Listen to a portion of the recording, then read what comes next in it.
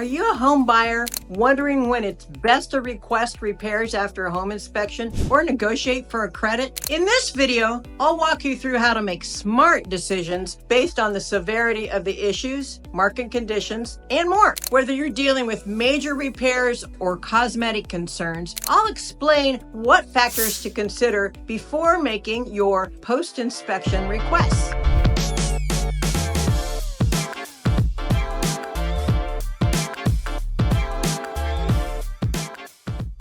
If this is your first time to this channel and you want to know everything about real estate in Indianapolis and the surrounding areas, then subscribe below and tap the bell for notifications. My name is Susan Roberts with Homes by Roberts Realty, brokered by eXp. We get calls and emails every day from people just like you looking for help on making a move, and we absolutely love it. Whether you are moving in 9 days or 90 days, give us a call, shoot us a text, or send us an email. All the information you need is in the description below, so we can help you make a smooth move. Home inspections are a standard step in the home buying process, and it's not uncommon for issues, both major and minor, to arise, at which point you, as the buyer, have a handful of options. If you want repairs done, you can request that the seller take care of them prior to closing, or you can negotiate a credit to cover the cost of the work at a later date.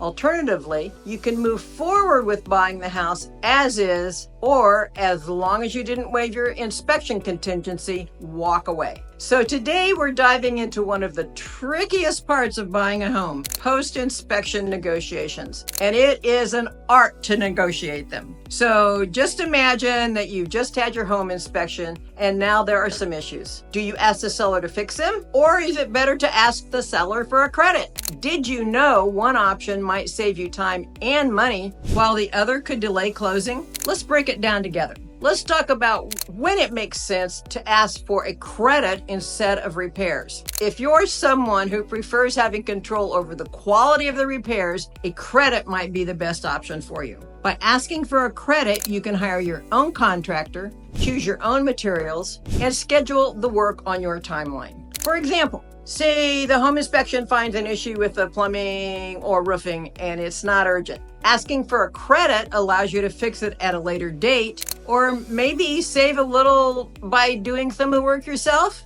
Another benefit, a credit doesn't delay your closing process, which can really be important if you're on a tight schedule or if you need to secure financing. A note here, if you're getting an FHA loan, many repairs must be made prior to closing by a licensed and bonded contractor. No do-it-yourself allowed. Be sure to check with your lender and realtor. Bonus tip, credits are usually applied at closing, which means less money out of your pocket up front. That's a win for any buyer. And yet another note here, some lenders will limit the amount of credit you can ask for. Since the needed repair is directly related to the value of the property, the lender doesn't want to finance an improvement that might not be done. In other words, they aren't giving you a mortgage with instant cash out. Does that make sense? Now let's flip it. When should you ask for repairs to be done by the seller instead of taking a credit? Sometimes it's just better to have the repairs done before closing.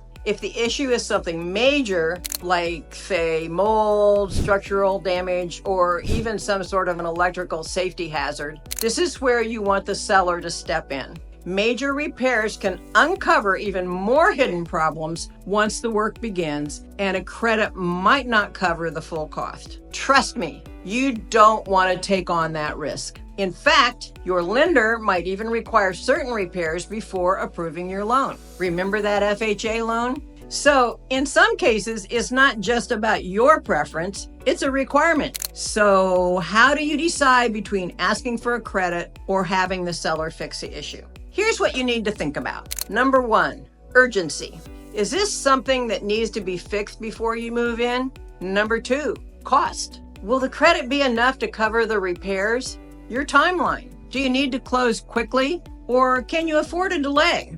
My advice, always focus on the big ticket items first. Get at least 3 quotes for the repairs if possible. And don't sweat the small stuff.